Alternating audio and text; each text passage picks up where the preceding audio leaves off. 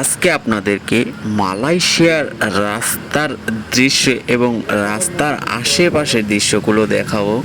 ইনশাল্লাহ ভিডিওটা লং হবে, সম্পূর্ণ দেখবেন। ভালো লাগলে ইউটিউব থেকে হলে সাবস্ক্রাইব করবেন, ফেসবুক থেকে হলে ফলো দিয়ে পাশে থাকবেন। মালয়েশিয়ার নিত্য নতুন ভিডিওগুলি পেয়ে যাবেন ইনশাল্লাহ। দেখেন এই মালয়েশিয়াতে প্রাইভেট কারের সংখ্যা কিন্তু বেশি। দেখেন রাস্তাতে শুধু প্রাইভেট কার। দেখেন মৌমাছি ফুল থেকে মধু সংগ্রহ করছে, অল্প অল্প সংগ্রহ করে কিন্তু মৌচাকে জমায়। প্রবাসীরাও কিন্তু দেখেন অনেক কষ্ট করে কিন্তু টাকা জমায়, সেই টাকাগুলো কিন্তু তারা ভোগ করতে পারে না। মৌমাছি যেরকম তাদের মধুগুলো নিজেরা ভোগ করতে পারে না, প্রায় চাকরি কিন্তু অন্য জন খেয়ে ফেলে মধু। সেম একই রকম প্রবাসীদের জীবন ভাই।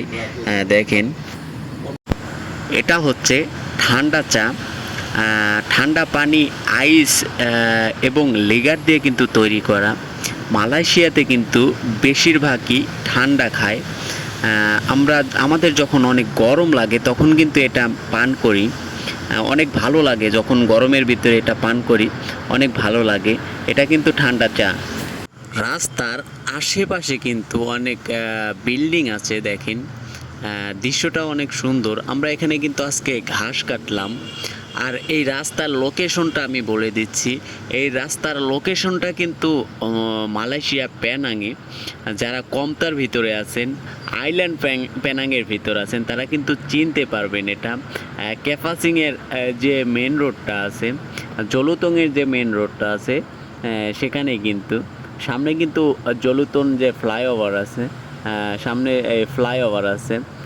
যারা পেনাংয়ের ভিতর আছেন, কমতার ভেতরে আছেন, অবশ্যই চিনবেন এটা। সাগর পাড়ে কিন্তু এই মেন রোডের পাশে কিন্তু সাগর।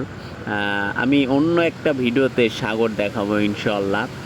দেখেন রাস্তাটা কিন্তু অনেক বড় রাস্তা, কারণ একদম মেন রোড। দেখেন ক্যাপাসিংয়ের যে বিল্ডিংগুলো আছে সেগুলো কিন্তু দেখা যাচ্ছে।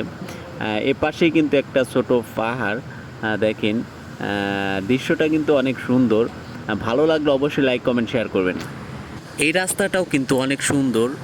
এটা হচ্ছে আপনার এটাও সাগরের পাড়েই কিন্তু এই রাস্তাটা।